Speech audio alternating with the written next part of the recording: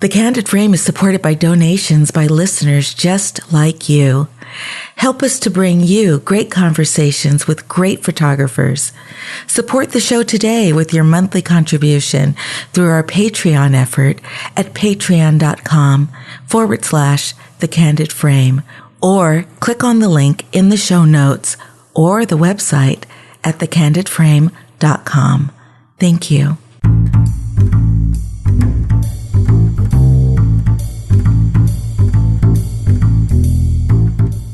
This is Ibarionex, and this is The Candid Frame.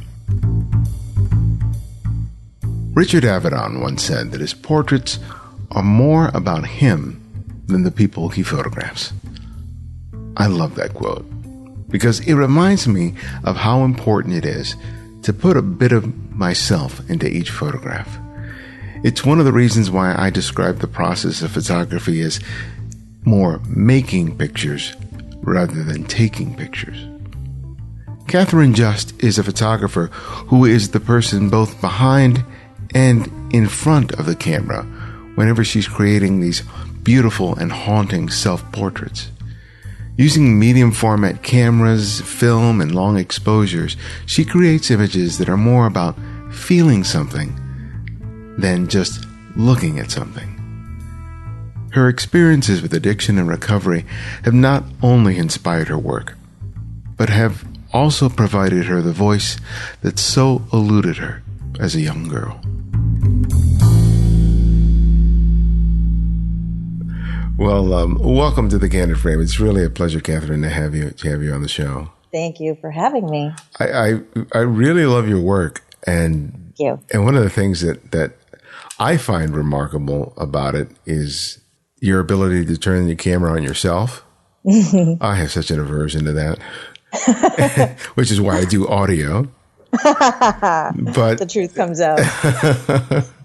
But, I think that's really fascinating photographers who are not only able to use themselves as subject matter, but are able to use it in a way to convey something much bigger than just what they look like. And I'm wondering, where the interest in doing that sort of came from and how it evolved from there. I love this question. Thank you. I still have an aversion to it. I think it might possibly be just the lifelong journey of facing myself, whether it be in front of a camera or just in my life. Yeah. And because I'm alone, it makes it a lot easier because nobody's staring at me with the camera in my face. And I have a lot of empathy for people who hire me to take their picture because I understand how uncomfortable it can be to be that vulnerable in that scene and be asked to show up in such a big way. Mm-hmm. But really, it started because I got sober when I was 18 years old from a drug and alcohol addiction, and I didn't know what else to do with myself, so I call it checking myself into art school. I went from treatment to art school, basically, and I was still so socially uncomfortable and uncomfortable in my own skin. I had a very hard time looking people in the eyes or being in the room or having an opinion about something. I just was completely overwhelmed by the prospect of being here, but I didn't want to live the way I was living anymore. So I was showing up the best I could. And on the when we had photography assignments, I would go in my dorm room. I specifically asked to be in my own room for the duration of college because I was sober, and I knew what most kids were doing, and I didn't want to have to deal with that. So I was in my own dorm. On the weekends, everybody was in the hallways, in everybody's rooms, doing what people do when they're in college. And I turned the camera towards myself because I was the only one in the room.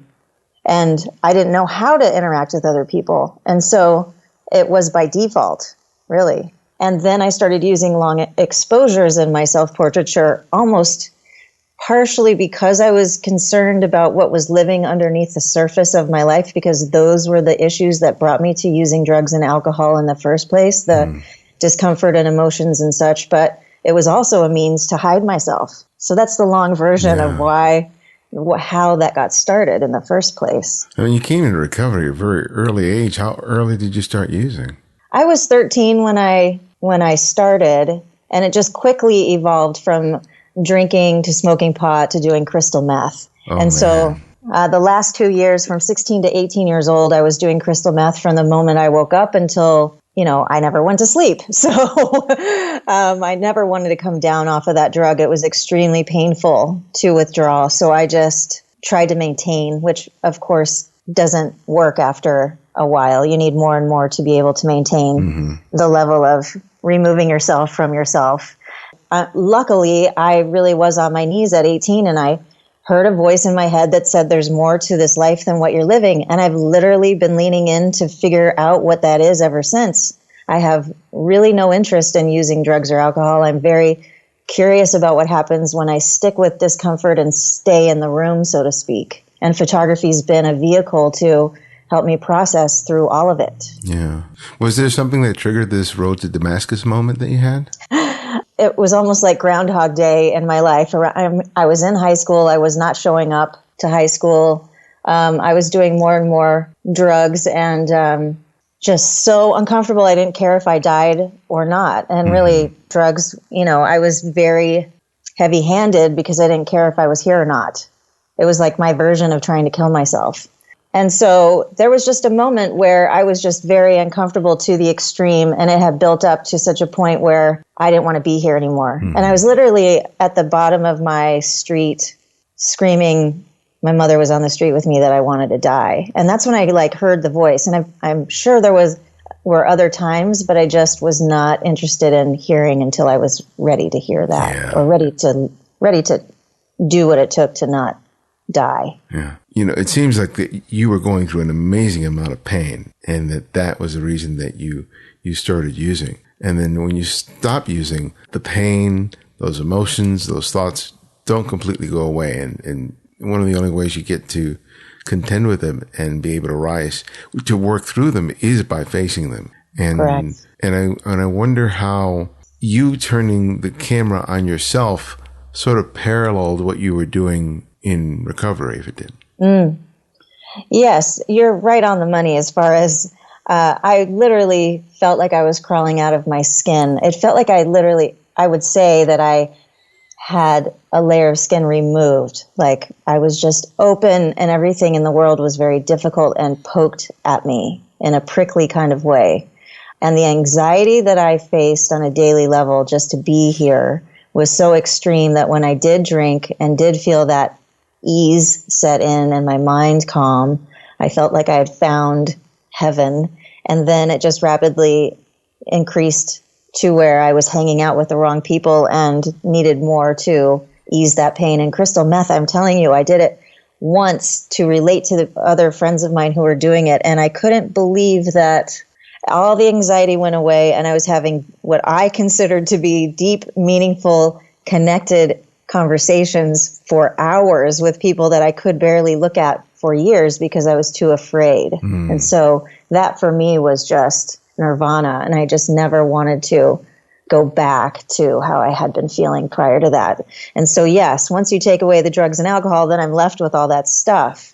And I have nowhere to go except to ask for help outside myself. So I was going to a ton of meetings. I inserted myself in AA, and I loved hearing that others had similar experiences. And that was a turning point for me, as well as being in school, learning about conceptual photography and other artists who were taking what was happening on the inside and turning it into something visual. It was a way, because I struggled so much with articulating how I was feeling and actually terrified to say it or to have conversations with people, this way of diving into an emotion and dissecting it down to some sort of metaphoric visualization of it just helped me to understand myself and distract myself. Honestly, in the beginning, I didn't know what else to do.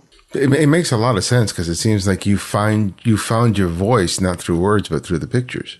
I did. Yeah. As soon as I recognized that this could be a way for me to understand emotions and understand just by looking at my process was to talk about, write down what it was that I was interested in, what was bothering me, whatever it was that was on my mind. That troubled me, that I was sort of obsessing about and couldn't stop thinking about. I would start writing about and circle words and go to the dictionary and the thesaurus and figure out what exactly that was. Okay.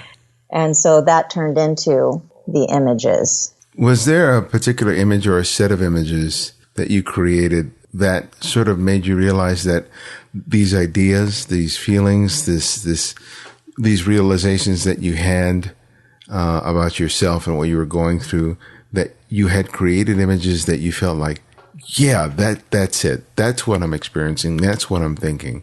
Can you give me an example of one of those early images or sets of images that spoke that way back to you? Yeah, I was just writing about that this morning in an Instagram post about I marked a moment in my life, and that's basically, I also feel I'm creating evidence of what's living underneath the surface through this process. And so I was trying to articulate through images what it felt like to celebrate 9 years of sobriety. And I created an alternative environment in my apartment, and I was trying to create the psyche basically outside my mind. Mm-hmm. And so basically I felt like I was a performance artist because I was doing self-portraiture, but I was trying to evoke an emotion when you looked at the picture. So I had to move inside these long exposures to try to capture that. And I wouldn't know it until I saw it.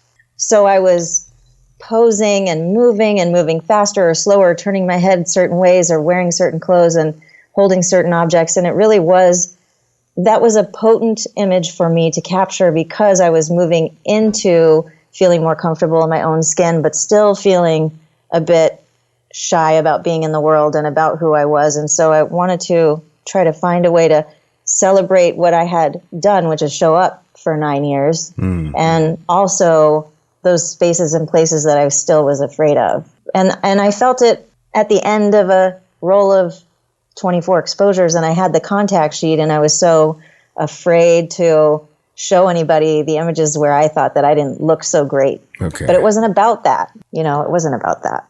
I was about to ask you about any reluctance in sharing the images. Yeah. I was very, because I was insecure. And when I teach now, I do talk about, making pretty pictures, or, are you making pretty pictures, or are you actually talking about a subject and you happen to be in it? And what is that fine line? So in the beginning, I couldn't make anything that I didn't want to show people. Mm-hmm. So I have struggled with that in my creative process of really being honest in my work, not just dealing with my insecurities and ego in my work. Do you have to have a clear idea about what idea or theme you're addressing before you make the photographs, or do you sometimes discover it as a result of going through the process of creating images? It has really changed, and I think it weaves in both directions. Mostly, I stop, drop, and start creating and see how the work talks back to me. I really feel that once you, at least for me, when I dive into the process of making, when I look at the image and really think about what it's saying, I can make decisions of what's next, rather than trying to orchestrate a picture, which I have done. That was very much done in the early years, but now I really try to just drop in and allow it to have its own form. And usually, the unexpected is where the miracle happens for me. I am in love with that process of the unknown. It's very difficult to go to the unknown, and sometimes I don't make work for quite a while because I am afraid to step in. But I actually really prefer it. And is the nature of the fact that you're using film and the sort of and the reality that you don't immediately know what you got play a part in that? Yeah, I really love the process of creating with film. However, I have to say I am into instant gratification, so I do tend to lean on Polaroid a lot. And so I am still using a tool that I can see instantly, even though it's film. I am getting a negative and a positive right away, or just a positive, depending on the film. So it hasn't been a roll of 35 in a while. Okay. For people who are not that familiar with your work, can you explain what your process is in terms of the equipment that you use, the film that you use, any sort of the technical side in terms of what you do in terms to create those images? Sure. Yeah. I'm fascinated with allowing a camera to do what it does without being super controlling technically. And I use a Polaroid SX70. And I've noticed in low light situations, it will stay open and I can't really control how long. So my process is to hold up the camera and see what happens. And then start to move inside that space of time where it's open and create imagery that way. And I use an old 4x5 camera, and I haven't really used the tilt shift, which is basically what people know that camera for. But I like to use a 4x5 and either expired Polaroid Type 55 or the new 55 film, which is giving me a positive and a negative instantly.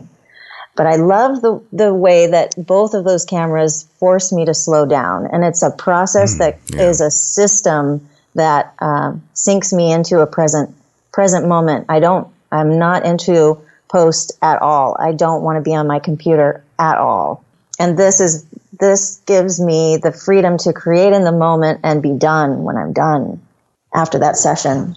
When you started photographing other people for, assignment work or for commission work, tell me about that transition, because, you talked about feeling this awkwardness, this inability to sort of verbalize who you were and what you were experiencing with people. And then all of a sudden that's part and parcel of what you have to do as a portrait photographer, right? Yes. So, what was that transition like, and how did the fact that you had turned the camera on yourself help you?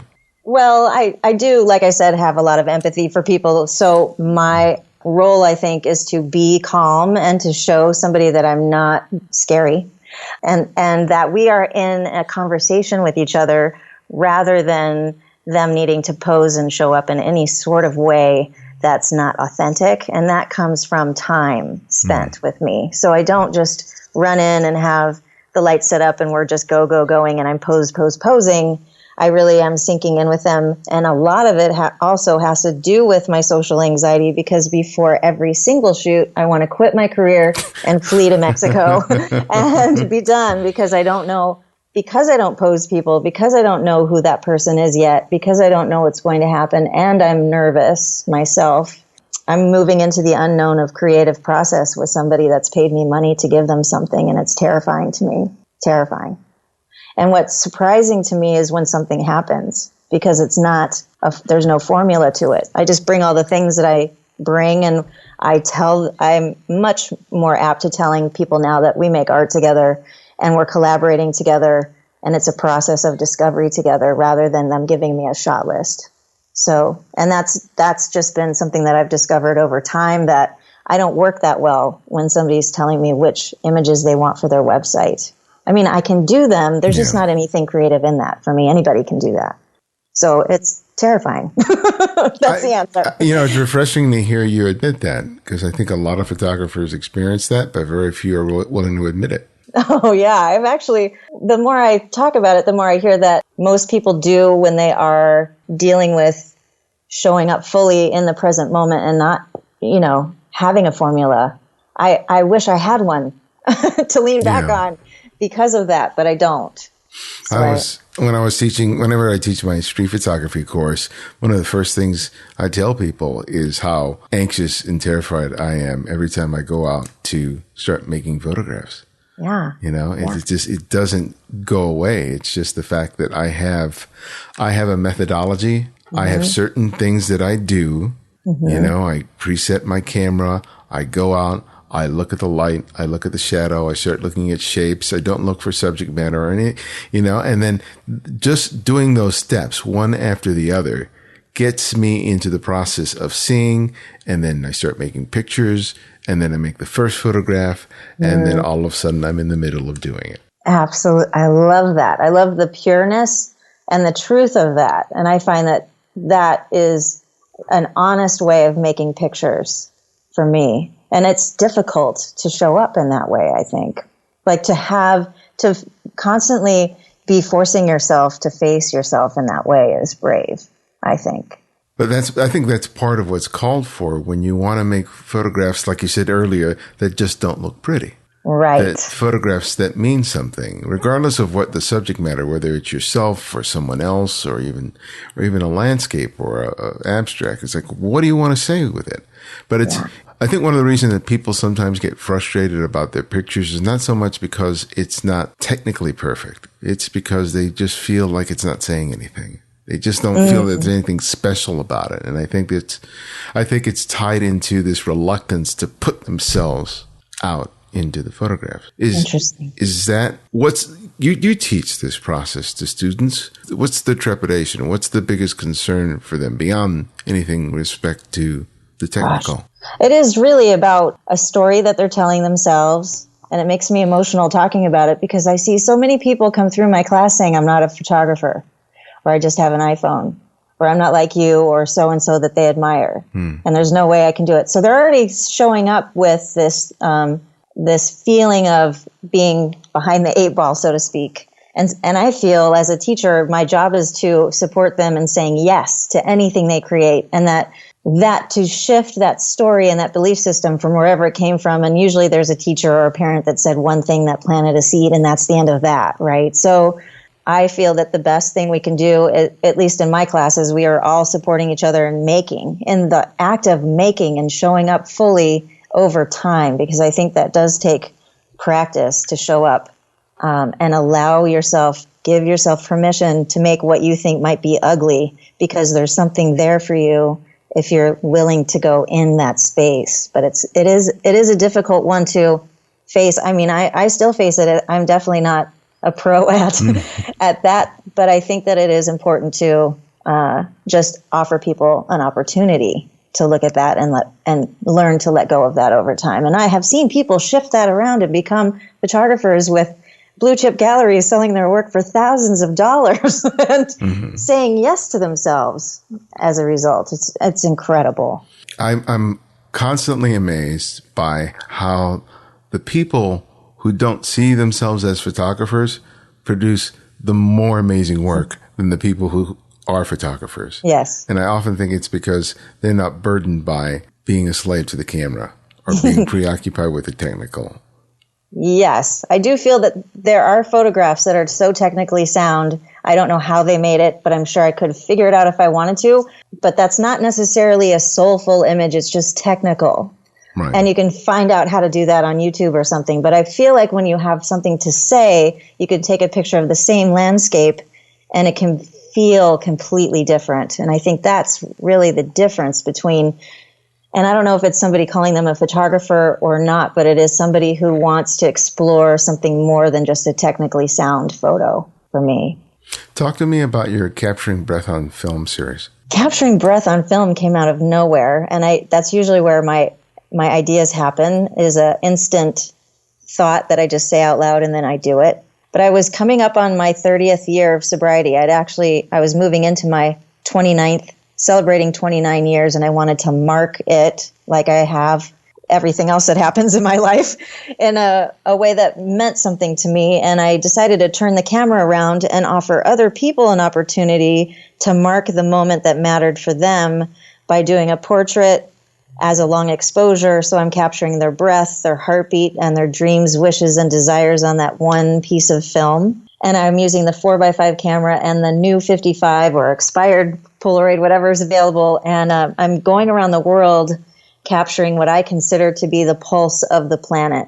And I feel like, it's evolving. It started from this idea of marking my sobriety by celebrating humans, basically, that we're all here and we're all connected. And now I'm seeing it as this much bigger, maybe lifelong, living, breathing project that keeps changing. And now I'm capturing the soul of the Marrakech Film Festival. I'm going to Oaxaca and capturing the soul of the Oaxaca Film Festival, and I'm capturing the soul of the Laurel Canyon coffee shop and the people who have been there and go there every single day for 15 years. It's like mini projects inside of a bigger project, which has been fascinating to me to just allow the project to breathe, and tell me things. And it's been an incredible opportunity for me to deepen my experience of connection with other people, because they come to me because they hear the project, they want to be in it because they are going through something. They want to intend something for their future. They want to mark something that's happening in their present moment, or they're grieving something from their past. And it's not just a fun shoot. It's really a deep, meaningful experience for them. And I've been deeply moved by it. Yeah.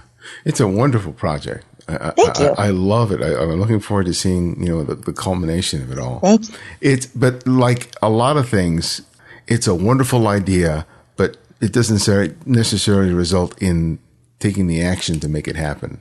And as you said earlier about your students, you said that, in the workshop, you get students to say yes to themselves. Yes. What did it take for you to say yes to yourself in this case? Because as with any idea that's really exciting, there's always some resistance in terms of, do I really want to do this? Should I do this? Can I do this?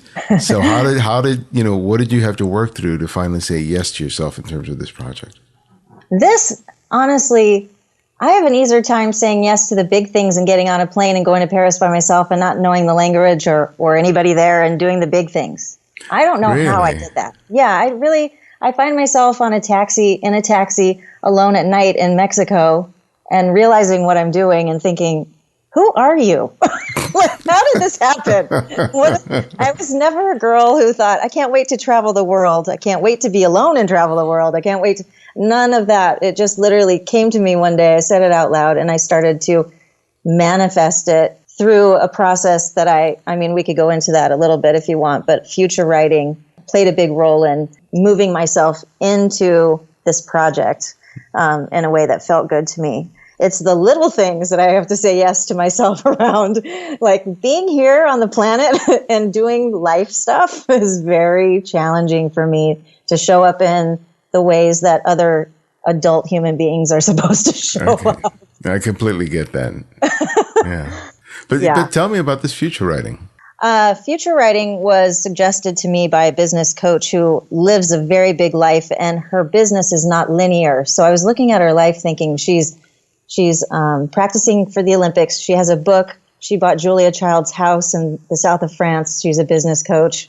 She has a house in Wisconsin. I mean, like all over the map. And she said, future write every day for 5 minutes and write as if you're in your future right now. So instead of saying in the future, I will have blah, blah, blah, you say, I'm sitting in my favorite cafe in Morocco, waiting for the collector to arrive, who purchased another piece of my artwork, and we're going over to his house to install it over his fireplace. And I feel so grateful that I have this connection with this friend of mine. And I go into detail about how I feel in my body, what I'm wearing, where I'm sitting, what I'm drinking, what is happening in my career, and the things that are currently burdening me are somehow no longer existing in my future. And I write about that as well, as if it's happened. Whatever it is has been fixed, and I am now this new version of myself.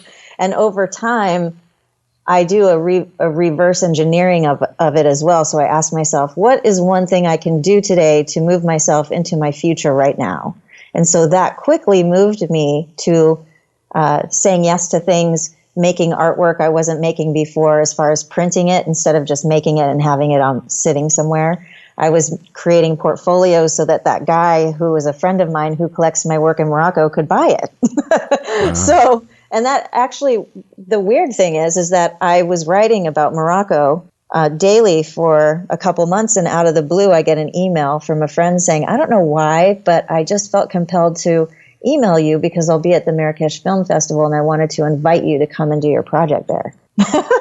So things started happening as I started to write it, not just externally, but internally. I started to become that woman who knew she was an artist, who knew that she had talent that was given to her, and that it was a responsibility to share it, and that I had a career that really felt deeply meaningful to me, and I could do the things that I'm doing now in a way that felt easeful, and I'm still working out that future, so I'm still writing that out, but it's been an incredible tool for me, and I've actually taught workshops in it because people were watching me do this project, and I mean, I put everything in storage and just left, and didn't totally have it planned out, and I actually really prefer it that way, but I felt the way I wanted to feel. So I was teaching other Go ahead. That's a fantastic tool because it reinforces what I've learned is that the way we feel about any day is really a matter of perspective. Absolutely. Because today may have been pretty much exactly the same day as yesterday, but yesterday I was just feeling crappy. Me too. And I was feeling terrible that my day was just crap. And today I was like really happy. And I'm like, nothing's different. Yeah. The bank account, the same balance is the same. Mm-hmm. My circumstances are no different, but it's just about how I perceived it. And this whole idea kind of reaffirms that whole idea because it's really just a matter of how you're looking at your life and whether you're looking at the future or looking at it now. It's all about, the choices you're making in terms of how you're judging where you're at. Around my 10th year of sobriety, I was super depressed and didn't want to be here anymore because AA wasn't doing it for me. I just felt like I'd hit a wall and I just didn't know what else to do. So out of desperation, I found a friend invited me to go listen to some teachers talk about the Toltec path as passed down by Miguel Ruiz, who wrote the book, The Four Agreements. And I found I didn't know what they were talking about at all, but I felt like I had found my people. And then I went on a path of discovering that all of suffering, at least in this path, is caused by the beliefs you have and the thoughts you're having. And of course, things happen to people. External things happen. But how long do we need to suffer is really a case of how long we want to think about it.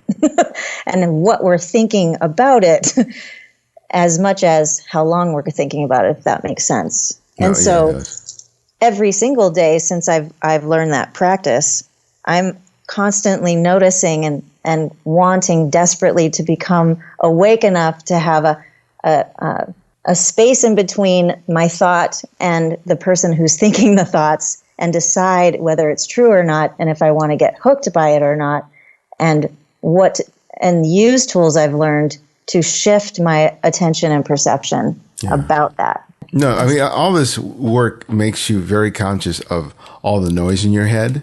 Oh, yeah. Right? And I think that when you're photographing someone, then you know that there's a lot of noise happening in their head. Yeah. Sometimes it's very obvious. Sometimes it's not so subtle. But you know that you're wrestling with that, even though they don't verbalize it. Yeah. So you talked about earlier that you spend time initially sort of talking to them, but considering how much self-reflection you take, that you have of yourself, how does that help you in terms of being able to contend with the noise in your subject's head, to be able to get them to be right here, right now, with me in this moment to make the photograph and not somewhere else? It is a process, and I've noticed if I'm with someone longer than an hour, that it usually takes an hour, and that we both sink in, and I can feel it when both of us click into it, and it's a different experience. We're not just she or he is not grappling as much, but we're having a conversation, and they're feeling more at ease. But I notice it in their body language, and I have to create a space that is supportive of them in a bigger way. So it's not just about the photo shoot, it's about the food I have to offer them and the music that's playing and the environment that we're in and how much time I spend being calm and just talking with them and making art with them and having fun and jumping around and singing like a crazy person and belting out some opera. And it's for me too. We're both trying to get past all that noise so that we can find what's true. And it is a process. It doesn't happen right away. Well, tell me about the work that you're doing with probably your favorite collaborator, Max. Oh, my little dude.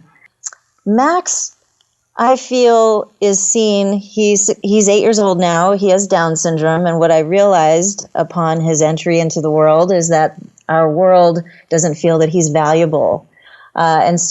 And people look at him and think he is Down syndrome, and they don't really see past it to recognize him as an individual. And I've been thinking about this for a while. I want to create two things. One is that I want to create the Max Harrison Foundation and a space. Okay, this is like out of the top of my head, thinking out loud that maybe it's not a space, but maybe it's something that travels the world.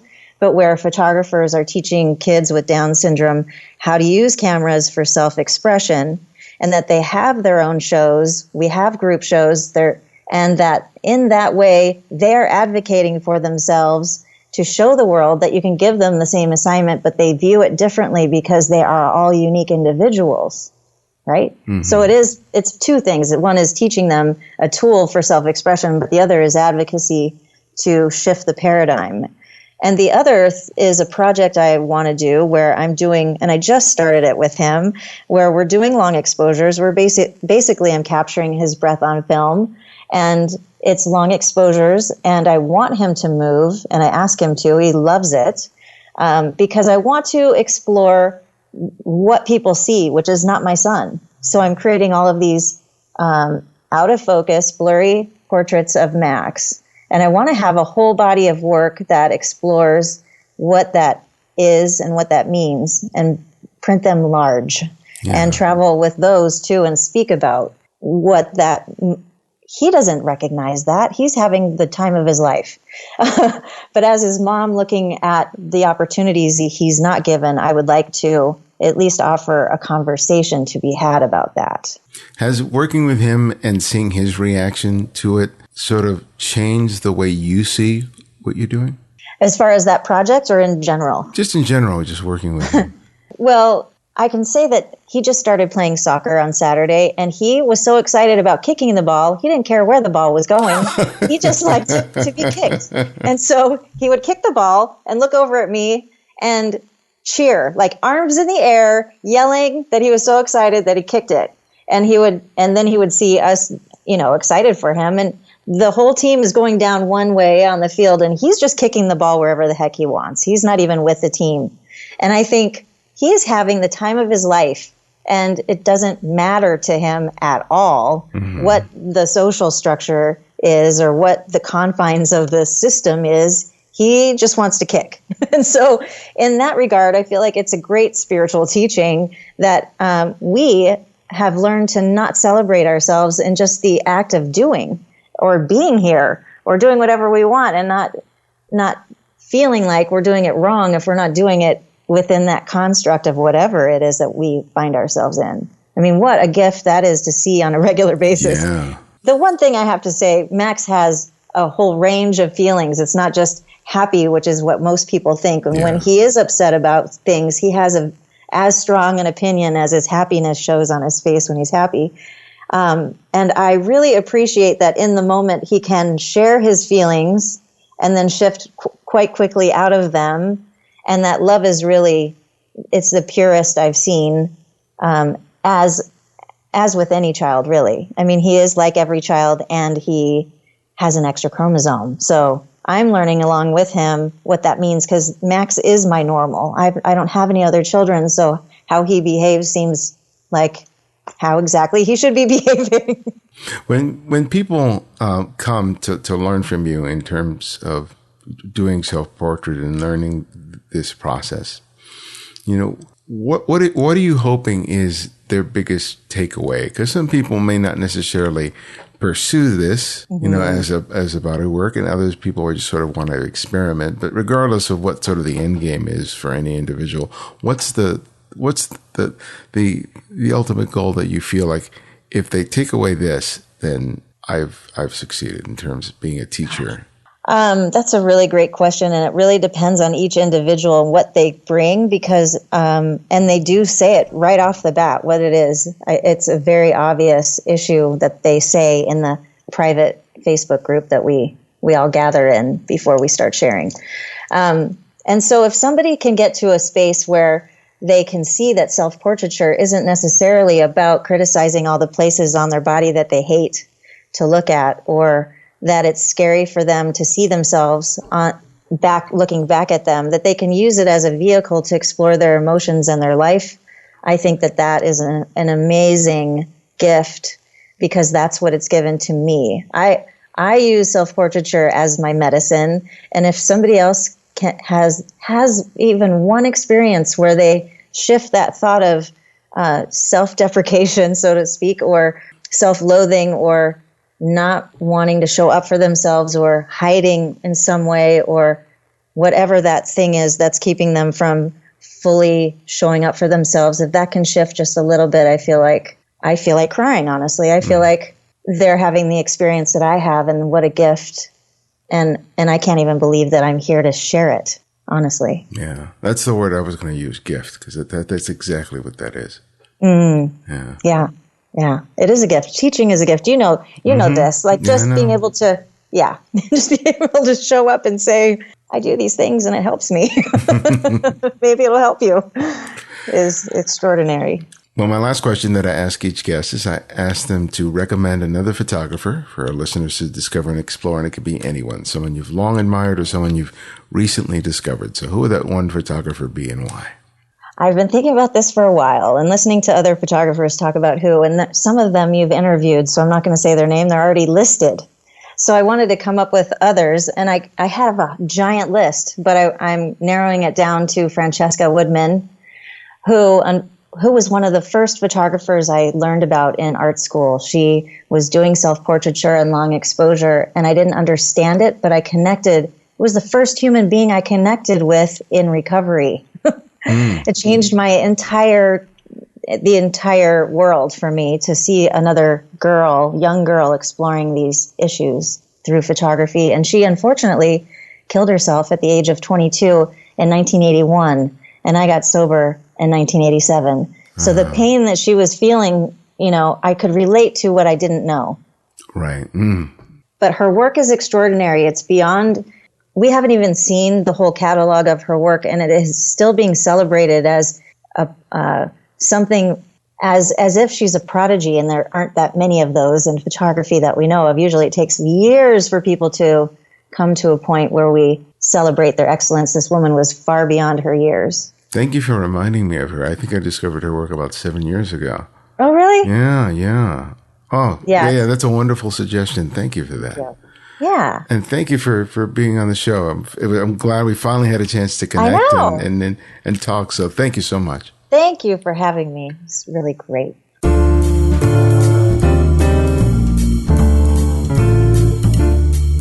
Thanks again for joining us, and for Catherine for sharing her story.